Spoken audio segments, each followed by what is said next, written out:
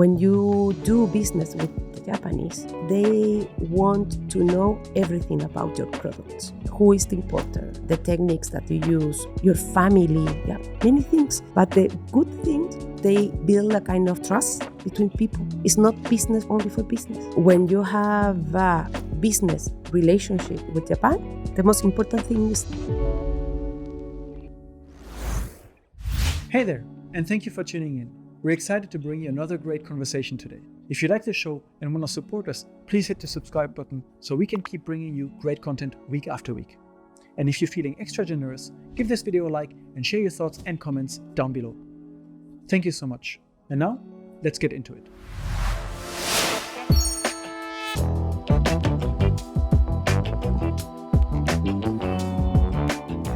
Welcome to Unpacking Japan. I'm Toby, and today we welcome Nury, who is a commercial and agricultural attaché to the Embassy of Chile here in Japan, where you work on promoting a lot of Chilean product to the Japanese market. We talked a lot before starting about pisco, and I'm sure we're going to talk about pisco again during our conversation. But first, tell me a little bit about what brought you to Japan in the first place. I know you've been to many places around Europe. How did you end up in Japan? First, thank you very much for the invitation. For me, and also for my office, it's a good opportunity to show what are we doing in Japan. And what brings me to here was only work, because I think never Japan was in my route.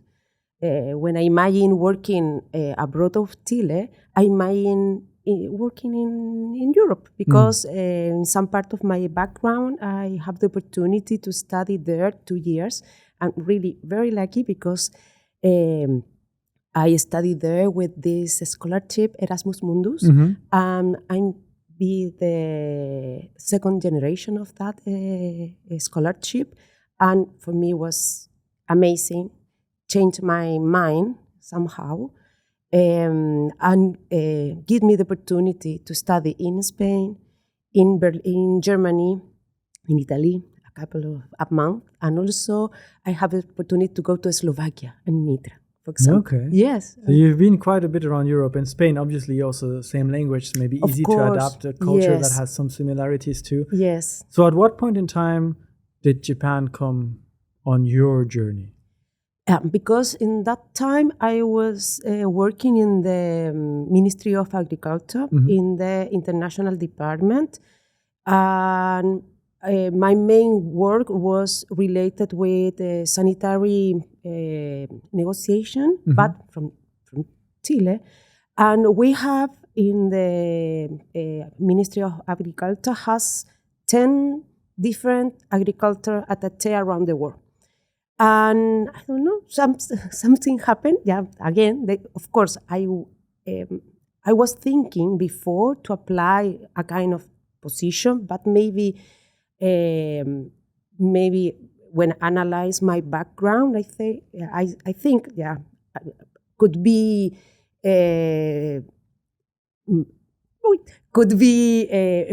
I have more opportunity in Europe, or maybe in Mexico or Peru, or this kind of offices. But suddenly someone offered me Japan. I say, Japan.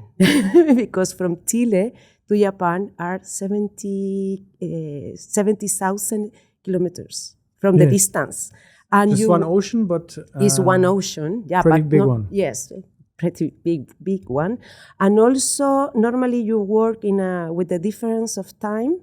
The time difference is huge in this moment, are 13 hours, and the culture, and I don't know anything about the language, maybe because that happened 10 years ago.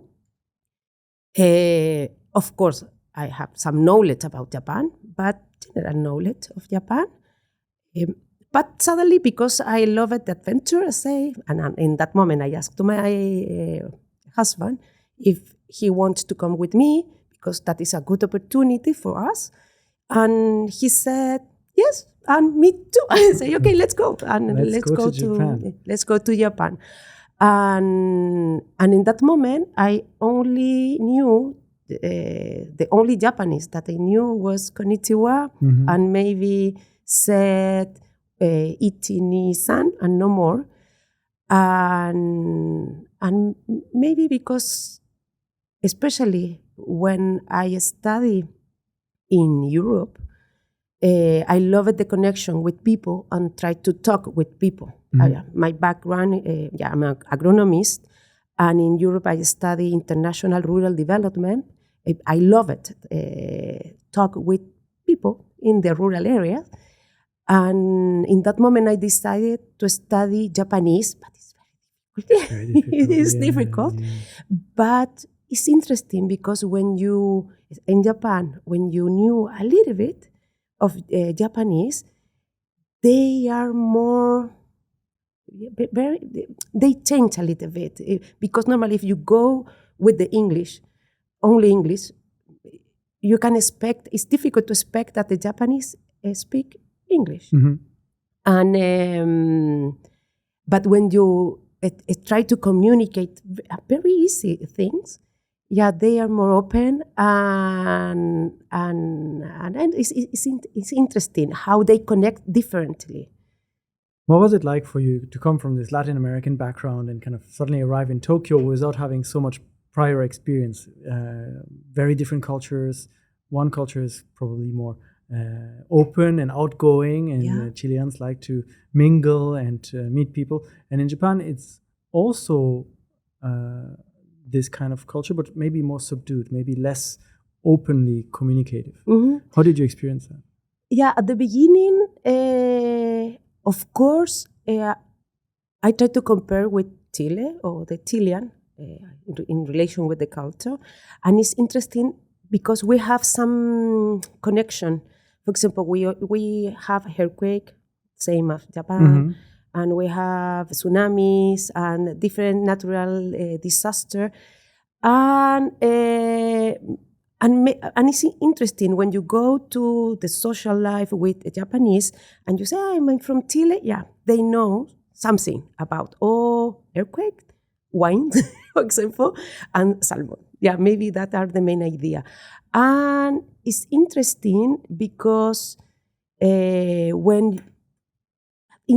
but it depends. Yeah, in the sense of the relationship with Japanese, it depends on if social life or is business. Yeah. For example, if I'm working in the business area, they are very, very serious and very elegant with a lot of formalities. And normally, again, it's depend of to whom I'm talking about it. For example, with some public institution as the Ministry of Agriculture of Japan, normally I need to go with one of my assistants, and we can start in English, but then we need to move to the Japanese, and sometimes it's so sad when, especially for someone as me that loves talk with people and I try to connect with people, and you need to use another one to explain the situation. You need to have a translator next to you to kind of really explain the details of the policy that you're negotiating. Exactly. But it's interesting because as I'm learning Scotch in Nihongo, sometimes I try to, when I explain, I use some Japanese word, and it's interesting how they change their mind and maybe think that I know more than that I talk. But for example, if you go to the more social or with the common people on the street, but it's interesting that because especially at night, Japanese, they are very funny, and I love it. Especially when they drink a little bit. They are totally different if you compare with, for example, with the same people that are negotiating with my assistant, and maybe say, okay, let's go for a dinner or lunch or whatever. They are different, and that is my opportunity to connect with them. You said earlier that Chile had 10 commercial or agricultural attachés around the world, and you became one of them and came to Japan. Yes. What exactly is the role of a commercial and agricultural attaché? What do you need to do? Yeah, as agriculture attaché, my main role is to open the market, but in the sanitary sense. That means, for example, if the grapes that you can, Chilean grape that you can find in the market, first to arrive to Japan, they need to comply a kind of protocol, sanitary protocol. And it's depend of the it's depend of the product, is the kind of protocol that you negotiate. It's very technical. That means, for example, in this moment we are negotiating open for apples. Yeah, it's not easy. So it's very specific. It's for one product. It's one by one. One by one, you have to talk about the product and define which one can come in and which one cannot come in. Yes, but it's related more with the, for example, the kind of illness, some bacteria, virus, insect that you try to. In the end, the negotiation with the Ministry of Agriculture of Japan, you have a protocol that say, for example, with this insect, I don't know, any kind of insect, could be a fly. A fly, for example. A fly, Chile needs to have this kind of measure. And sometimes it's depend of the products. Some Japanese inspector go to Chile to review that everyone is okay in Chile, and they say, okay, that cherries, for example, or lily bulb can enter to Japan because they have all their sanitary requirements. So but I did the protocol in the end. So you define which ones are good and which ones are not, and agree on this with Japan. Yes. And then, so that could mean, for example, if there's this kind of fly on an apple in Chile, you need to use this product, or you can use this product to get rid of the fly. But if you use this other product, then you cannot take this apple to Japan. For example.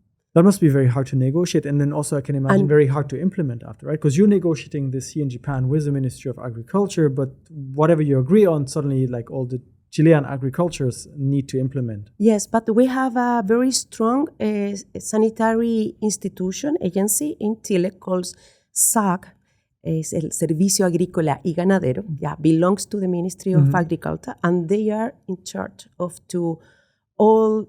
Because that happens in any country, not only in Japan. It doesn't matter the country. Every country has the same system, and our sanitary agency is they has the responsibility to our agriculture comply all the requirement for enter to the market.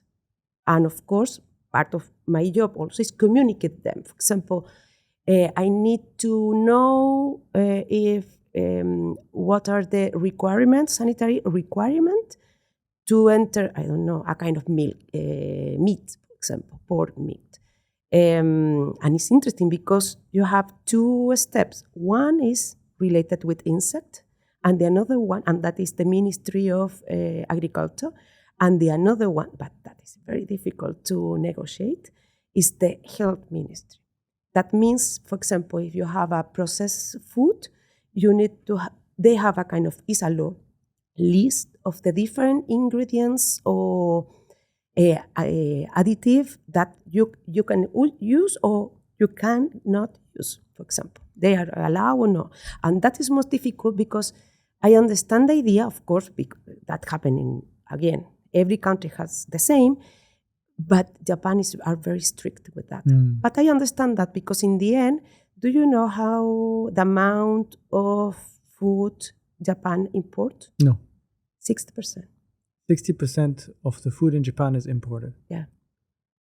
It's a lot. It is a lot. And Japan is an island too. Yes. So if there's any bacteria coming in, suddenly it makes it more difficult. For so example, they need strict regulations. Or some insects that for Japan are important and maybe can, if enter to Japan, can distribute in all Japan and affected their own production. And Japan is a country that is very protective. Yeah, you know Japan. So when you came to Japan, you suddenly have this role. Okay, I need to start negotiating these. I need to open up the Japanese market for Chilean products. Yes. And that is only the sanitary, because if you connect with the commercial thing, that is another story. But that is the first step. That was what you were doing at the beginning. Yes.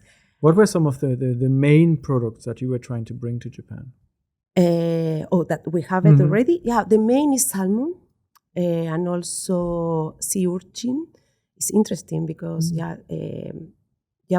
Chile is one of the biggest exporter to uni to Japan, and maybe nobody knows that because Japan has their own production, and when need to buy abroad, maybe are from Russia and Chile. Interesting. And salmon as well. We were talking salmon, before of course, we started recording. And we learned to produce salmon because Japan, through a kind of project of JICA on the 70s. It's an interesting story about it. So the Japanese Ministry of Agriculture sent or brought experts in fishing salmon to Chile and taught the Chilean team to basically grow how to grow salmon. And now you're one of the biggest salmon producers in the world. Yes. And now you're bringing the salmon back to Japan. Yes, but not only to Japan. It could be obviously other countries also. So you had these products that you want to bring to Japan. Wine, obviously. Does this count as a processed product now? Because you said if it's a processed, it also needs to go through the health ministry, which is more strict. Does wine fall in that category? Wine follow the other process, but it's more related with the labeling or the kind of additive that they need to use. So when you came and you suddenly have these products from Chile and you want to bring them more to the Japanese market, what were some of the big challenges? You mentioned communication was not the easiest. And maybe one that you never imagine, because I'm a woman. Yeah. And normally when I negotiate with the Ministry of, I love them, of course, but it's difficult because maybe men never thought, but at the beginning, a lot of people told me, Nury, do you know maybe the negotiation finalized in a bar or restaurant? Do you have problem with that? No. Why? If there's pisco or Chilean wine? Doesn't matter. Yes, of course. But normally in a meeting, and sometimes I'm the only women, and in front of me are only men. 10 men in a black suit? Yes. But it's okay. I don't feel fear about it. I learn how to manage that and maybe use something, because I'm women, and try to use it. Yeah. Have you seen opportunities where, because in Japan maybe now it's changing slowly as well, but it's maybe more common in Chile or in Europe to have women in positions of negotiation. Have you seen this as an advantage as well at times, where you have this experience of doing this abroad and you can bring this now to the table and negotiate with the Japanese government? For example, maybe I don't use it for the negotiation, but I have an interesting story, and I love it because it's difficult to find in Japan a company that the manager is a woman, and they prefer, or at least they connect to us, and now they are importer wine from Chile, and the winemaker is a woman. And when they present the wine, was a kind of the highlighted, and they were, the Japanese company was very happy that, and also who the commercial attaché was a woman. And that I love it, that because I know in Chile maybe it's not so. If you compare Japan and Chile related with gender, we are very far away from Japan. No, maybe not with Europe, but I'm happy not only to have the opportunity to talk about Chile, because I love it. I love it, Chile, and I love it, the production or the thing that we can do, and also I love it to have the opportunity to be in Japan as women. And this is now growing. You're very successful, because I see a lot of tasty Chilean wine everywhere. So obviously you're doing something right in your negotiations. So communication is a challenge at times. Also being a woman sometimes is a challenge. But now you've been doing this for quite a while. What are some of the big success stories you've seen, products that have successfully been imported here? Yeah, I think I would like to talk about that. Maybe Pisco could be an interesting story, because we are starting. But do you know what is Pisco first? Well, we were talking before recording that it's a little bit like Italian grappa, so I kind of get the image, but Yeah. maybe you want to explain it for our A listeners. little bit. It's a kind of spiritus that is made from grapes, and it's interesting because in only two countries can produce. One is Peru and Chile, and yeah, we have a kind of Rivalry. yeah, but it's okay. I'm so happy. I love it. Pisco from Peru, but it's okay. But we have two valley in Chile. It's in the north of Chile. That is the only place that you can produce pisco. And pisco, especially, I'm not the expert but at pisco, but I understand that sometimes they have two kind of distillation in the process.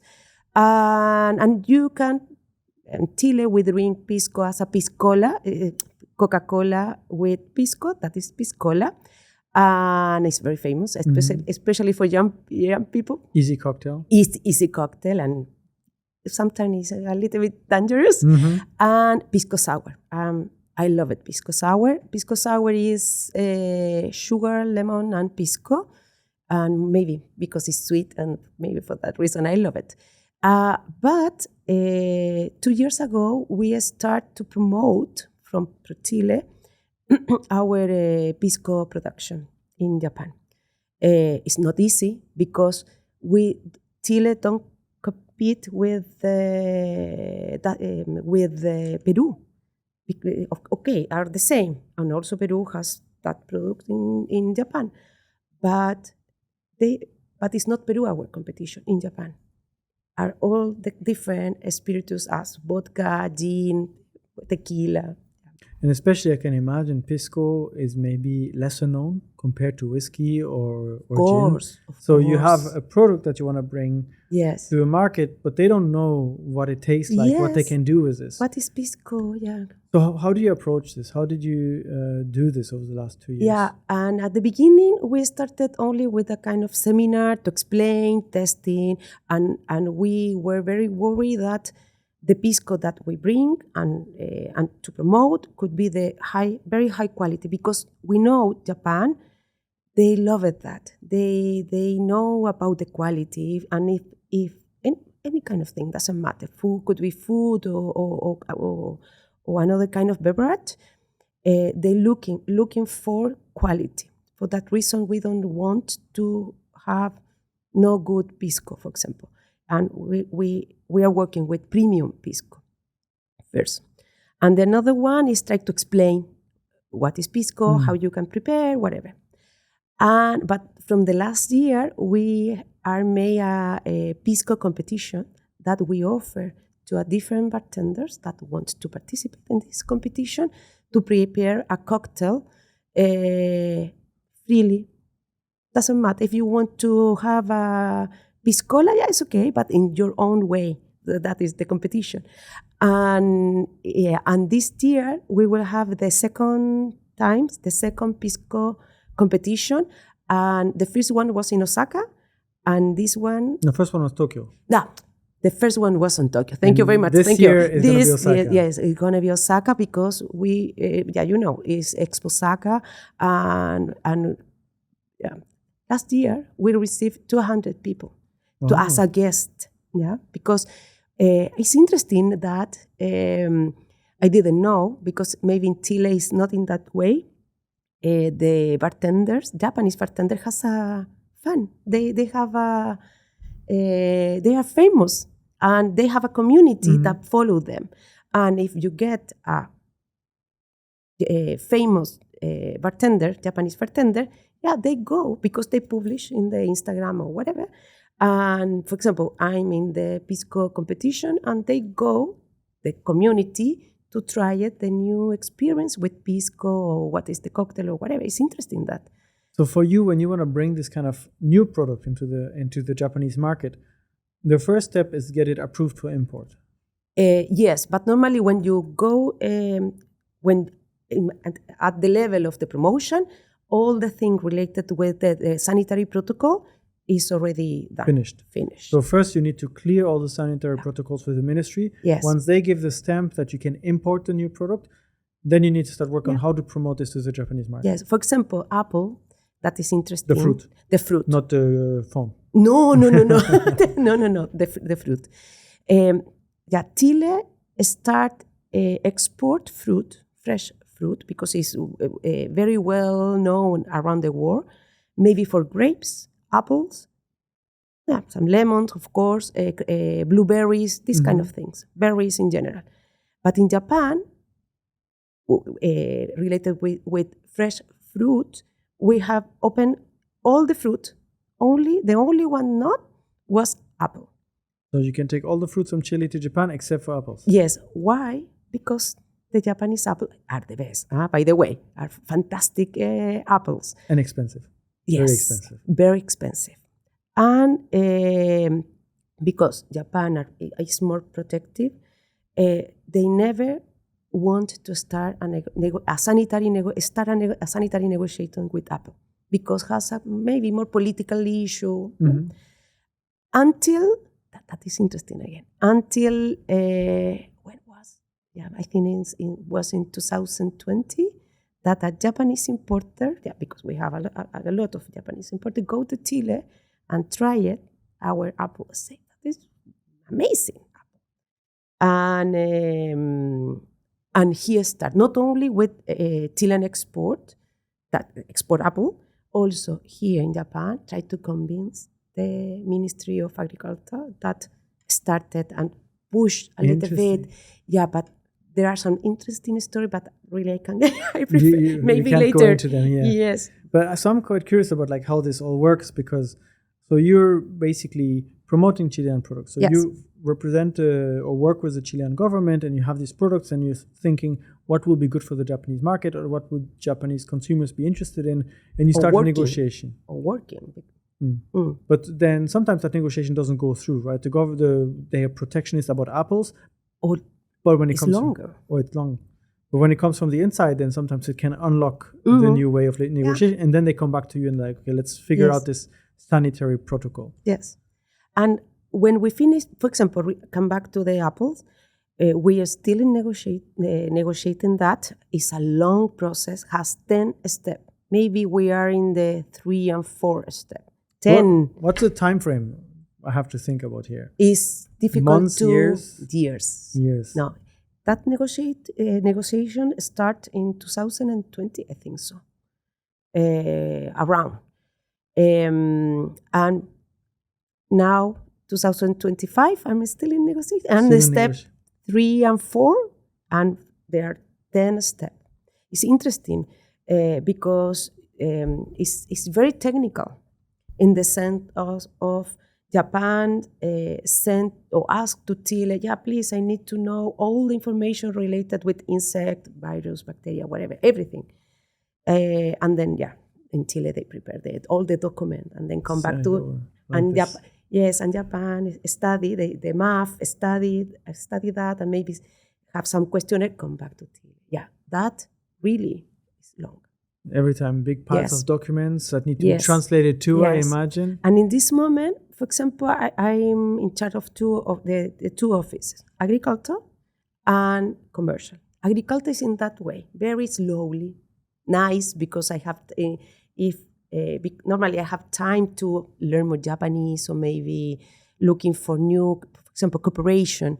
I love it, the technology that has Japan applying in agriculture. Yeah, for example, they try to have technology very small, light, and I would like to bring that technology to Chile, or try to connect it, Japanese technology with agriculture, Chilean technology, something like that. I just saw an ad for this kind of Roomba-looking device that basically floats over the rice paddies and stirs up the soil so that the bacteria cannot kind of develop. Yeah, or for example, that is easy also when you use some sensor to see, and you want to have a more uniform harvest, for example, in the cherries, and this sensor can see the colors, and you only select the red one, the very a kind of tone of red one. And with technology, you can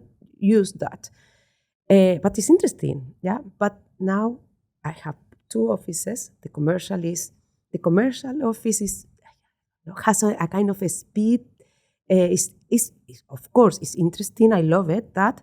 But for example, now with the Expo Osaka, we are a little bit crazy with that. But we are happy for the opportunity in this case to show Chile in Japan, in Osaka. Yeah, technology moves fast, right? So you have always the newest thing coming out in Japan, and you want to bring it to Chile before it is already outdated, or the other way around.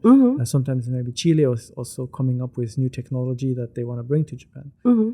In this fast-paced environment, technology, but also consumer preferences in Japan. Japanese people like to hop on trends as well, especially with food. Yeah. How do you decide what to focus on and which product to bring, knowing how long the process can be? Yeah, maybe because this is all the most important thing is the market, and for that reason, that is my key role. Understand Japan in the sense of culture, what are the trends, but you can imagine it's not only food. I also try to understand. We already talked about the video game, for example. Video game, or could be another kind of services. But it's interesting. And my role is some companies in Chile want to enter to Japan because they have a good product. Always is the best product, doesn't matter.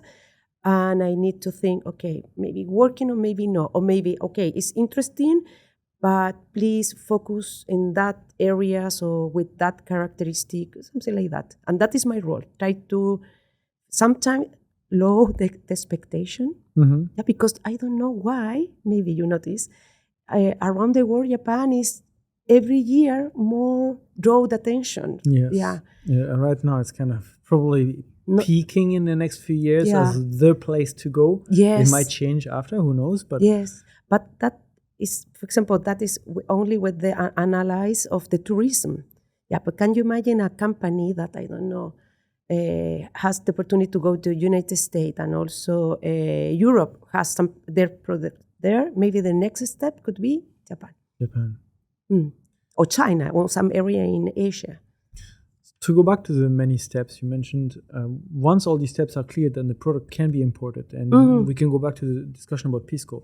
Especially in this case, it's a product that people don't know so much about. How do you enter the market? You gave the example of kind of working with bartenders, because if they work with the product, then their followers will want to try it too. Yeah. How do you approach different products to bring them to the Japanese market? It depends again of the product. For example, come back to the Pisco. We thought that we can enter not easily. It's a working. Yeah, every year you need to work on that. And the bartender, we try to that the demand growth through the bartender. Sometimes, for example, I don't know, cherries. That is interesting, cherries. But Chile, in this moment, most of the tourists are going to China, especially for the New Year, the Chinese New Year, because, I don't know, they need to give some present as red things. And in this case, we have a big red cherry, and it's amazing, and has the price are higher. And I could like to do the same here. It's not easy, because I need to explain to the Chilean exporter that maybe could be a good idea to enter to Japan during December, January, February, more or less, and try to go, for example, to Chinatown, for example, in Kobe or Yokohama, and maybe we can do something the same. Yeah, but we are ongoing on that. It's only an idea that we can use it. But any products or services has their own characteristic, and you need to use it, and maybe has different strategies. And for example, there are other products that we need to diversify. For example, not focusing, for example, the cherries in China. Maybe why not you go to try to do something in Japan? Because you can find, especially December, January, and February, Chilean cherries, and they are wonderful. I'll have to try. Yeah. There are some products that have, so to say, their own brand. If you take a bottle of pisco or wine, you have the branding of the winery, and that can be branded as more premium or less. There are other products, if you just see them in a supermarket, like grapes or cherries, you will not see a brand. You will just see grapes from Chile or cherries from Chile. So you have to brand the country. Yes, that is How the do idea. you brand the country and the image of basically all products coming from this? Yeah. First, we have in Chile, we have agency or the idea behind that, especially with this kind of products, that is a commodity, I would like to say, because it's different of pisco. You have you correctly said that has a kind of brand. But when it's more a commodity as a fruit, sometimes it's easy. It's difficult. It's not easy to put a brand. And why we need to do, or the Japanese, I love it to do, is put it, for example, at the flag or explain something related. And also in Chile, there is a kind of national program related we call Frutas de Chile. That means the fruit from Chile. And they have some program to support that. And every year we make a kind of promotion related with our fruit. Fruit from Chile, they are working a lot with lemons. No. Yeah, because it's interesting that in Japan, the main importer is United States. For lemons. For lemons. And the second one is Chile. Okay. And we love that. We have, again, some protocols, and maybe the sanitary protocol could be different. For example, if you compare the United States protocol, it maybe could be different.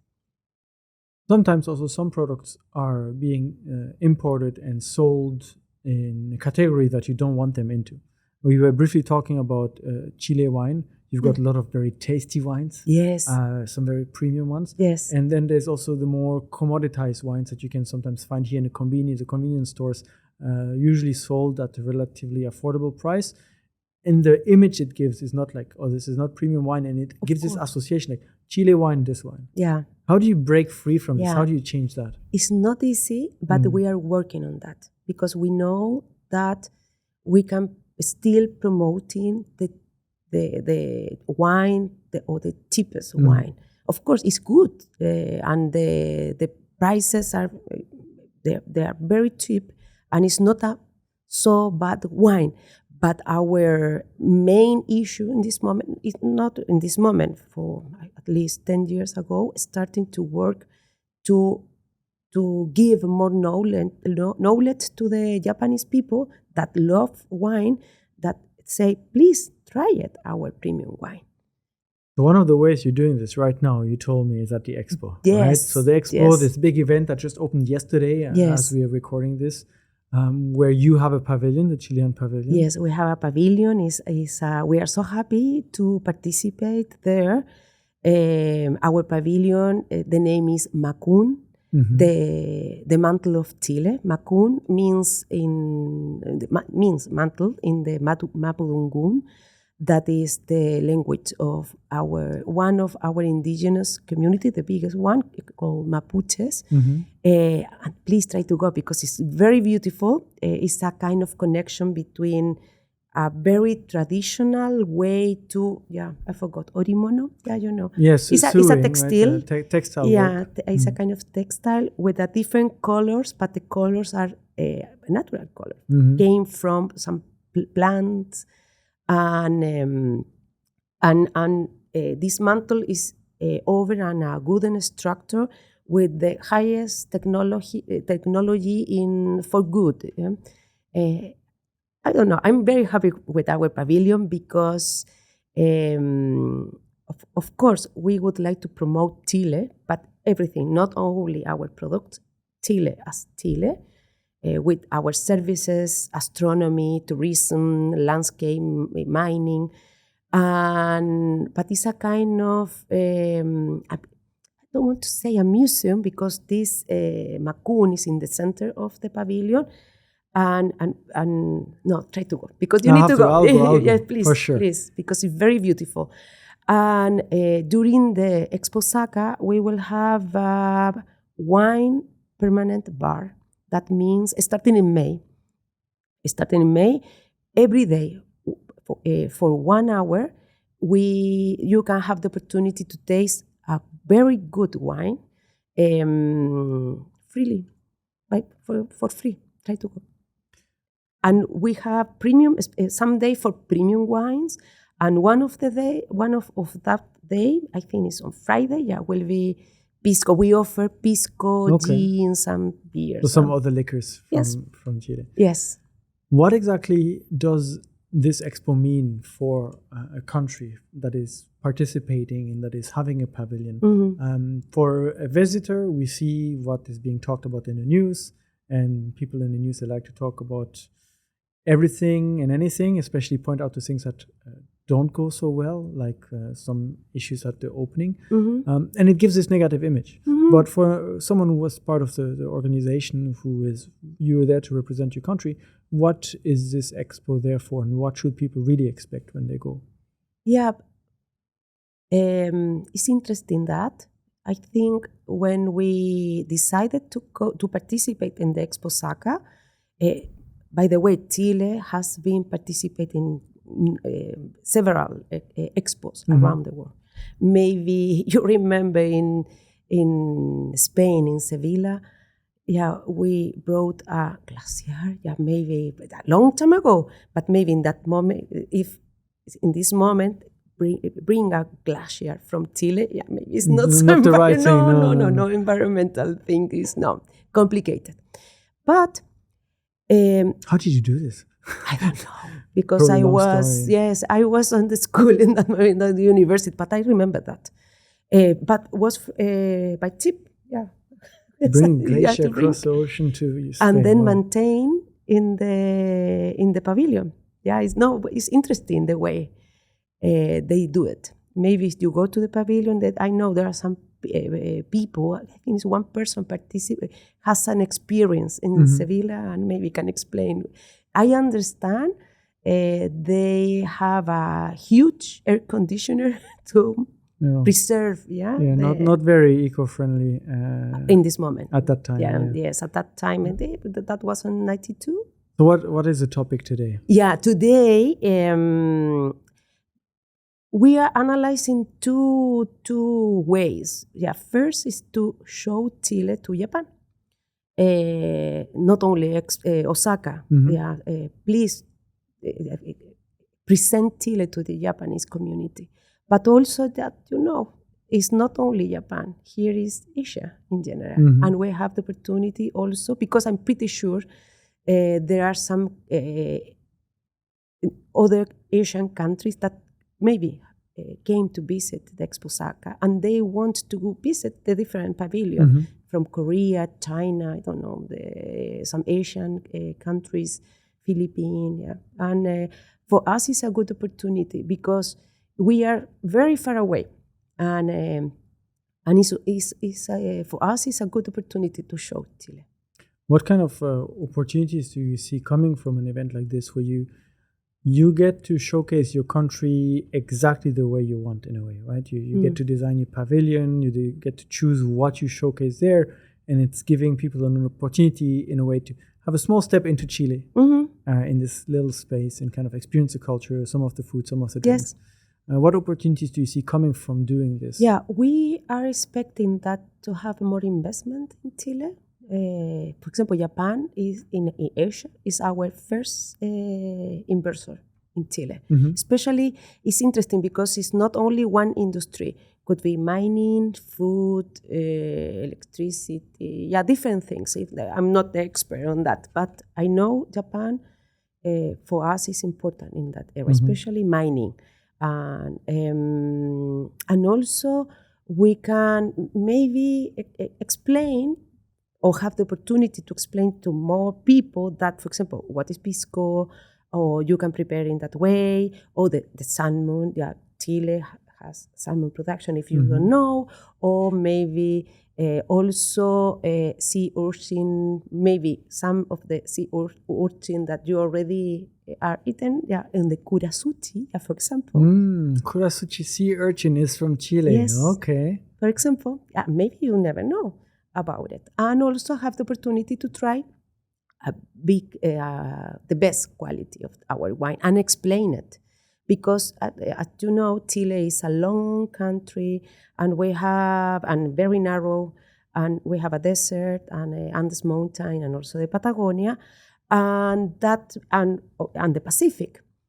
And for example, related with wine, we have a wonderful different valley, and that means wonderful and different wines.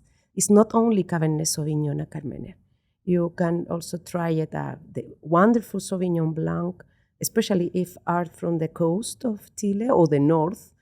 And that is interesting again, related with the climate change. Yeah, because I'm an agronomist, and I give another analysis to that. It's interesting how the winery areas is moving to the south. Because it's getting too hot in the north of Chile? For example, yes. And also, there are some small, as a kind of niche areas that they can produce wine in the north. Try it. Data. Interesting. Well, maybe a lot of things about wine, a lot of good wine from Chile. But it's interesting how it's moving to the south. And for example, 10 years ago, or maybe more, our main winery industry was around the capital. But every year, you notice how the wineries are moving to the south in Patagonia. And we have wine from the Patagonia, small amount, but you can try it and are different and and the quality is very good. Opportunities for investment in Chile and more partnerships, kind of showcasing this to other Asian countries. Please, yes. But bringing it back to your role as a commercial and agricultural attaché, do you see this as also a way to continue the negotiation, making the steps go from 3 to 4 with the apples and maybe bring more products on? Does it give you an opportunity to talk with the Japanese government in a more casual way that you said at the beginning of our conversation? Yes, and not only with the government of Japan, also with importers to introduce more products. For example, honey. You are German. Chile produce a honey that is similar to the Manuka. I hope they don't hate me, but it's very similar. It's not the same. We call Ulmo, miel de Ulmo. And the main country that Chile export this honey is Germany. Okay. Yeah, and we notice because that, do you know the CPTPP? Yes, the Pacific Trade Agreement that was signed a few years ago. Yes, that. And Chile is in that trade, in that agreement.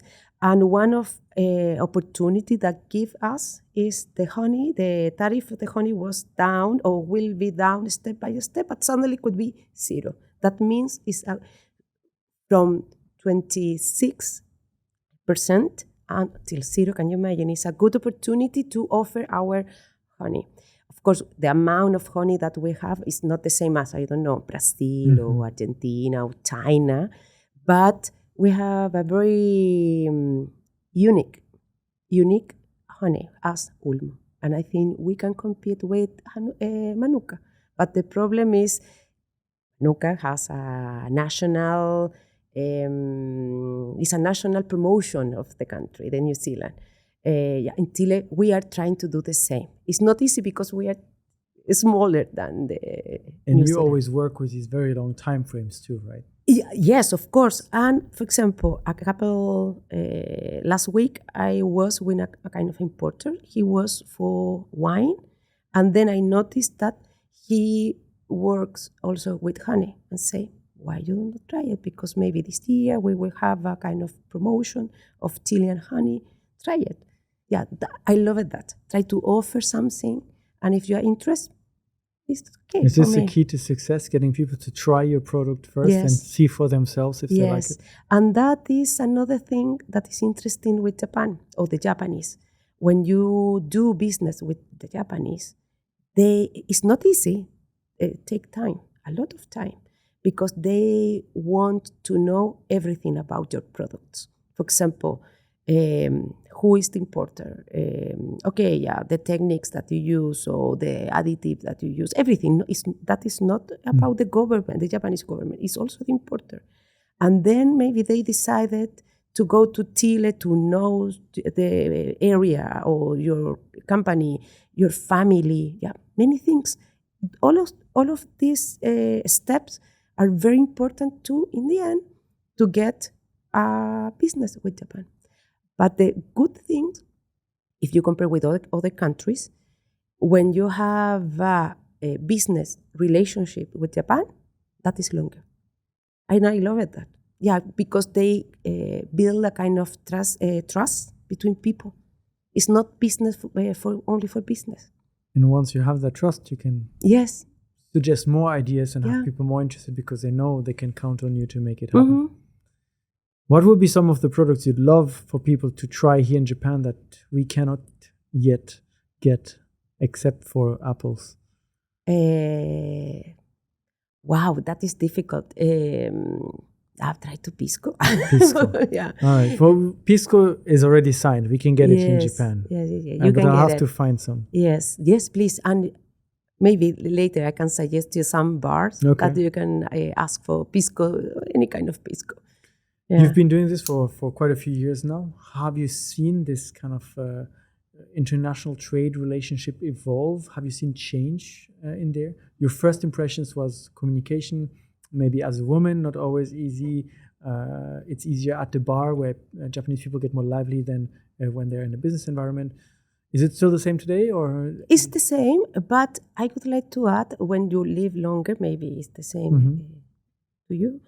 When you learn a little bit of the culture about Japan, you also connect with them.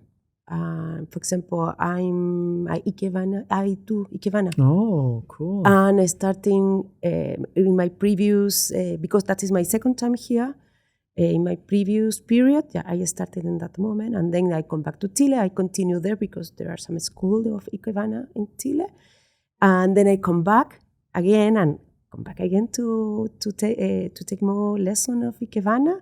I'm so happy because it's interesting because I'm agronomist. Of course, maybe I know more or less about plant, flower, things related with plants. Mm-hmm. But I learn more in Japan through the Ikebana than all 5 years studying at university. At the university. Yeah. What is so different about the process of learning it through Ikebana? But I think it's how the Japanese people is connected with the nature, and we don't have it. That perspective is different in Chile. Yeah, because of course I study my background. I learn how to produce something. How to grow it on a farm, how to make it efficient, how to keep the pest away. Yes, but through the Ikebana, for example, I learned, but that is a more general knowledge in the Japanese. They know the flower for May. May, there is a flower. Oh, sorry. And also April has their own Sakura, for example. And they know is Sakura, Ume, and Momo in April. And then May could be, I don't know, another Fuji, other kind of flower. Yeah, I don't have, even though I study at the university, something similar. Seasons are very important in Japan. Season is very important. And also season change and mark some, not only parties or matsuris. No. Season are important. Flower are important for Japanese. And I try to use that when I give some advices for the Chilean exporter. And if they want to do business here, I try to express that. And also these social norms that are not written, that is the most difficult. Yes, it is. Yeah. This takes time. Yeah, a lot. But it's amazing. Then when you understand, and also I'm a very good observer. But if you have respect to the other, and maybe listen the other, because sometimes tell you, please don't do that, something like that. And if you take the note of that or notice that, I think in the end you live. For me, Japan, I'm so happy to live here. I miss my family, of course, but always. You've mentioned that you are sharing your information, your knowledge also with Chilean importers or exporters. You come here and your role is to negotiate with the Japanese government, establish some relationships. Once your job is finished, do you still work then with all the Chilean companies to help them with the import, or is it then up to them to just export and find their partners here in Japan? So your role is kind of build the bridge, and then it's for them to decide how to cross and where to cross. Yes, we try to give some advices to them. We try to connect, in this case, Japan and Chile. My main role in the commercial area is try to explain how you can offer your products, how you can reach Japan. Because if you look from the perspective of Chilean, maybe you are wrong. That I learned when I was in Europe. That's I still remember someone told me it's depend of the lens how you see, or the perspective that you get. Of course, if you want to enter to Japan, you need to understand a little bit Japan. Because if you only see from Chile, it's very difficult. Thank you, Nury. And that is my role. For your insights into your role. Do you feel like we covered it pretty well? Do you feel like there's something else that you would like to share that we haven't really talked about? No, I think I'm happy. No, sorry. No, not at all. No, I'm very happy because I think it's my first opportunity to do something like that. I love it. The thing that I do, I love it. Live here in Japan. I love my work, and also that is interesting because my team are Japanese women. We are 4. And I'm trying to work with them as a team. And I love it. The Japanese people work as a team. It's amazing that they support me a lot. And also I try to support there. And when the second time, when I apply for this position, that last 5 years, I only think not to come back to Japan for Japan, because I would like to work with that team. It's nice to have such a team. Thank you for sharing. Thank you for introducing us to pisco and some Chilean wine. And hopefully some of our listeners will have a chance to go try it for themselves and maybe visit the Chilean Pavilion at Expo Osaka. Try to go. Thank you everyone for listening and watching. This was Unpacking Japan, and we'll be back again next week. Bye.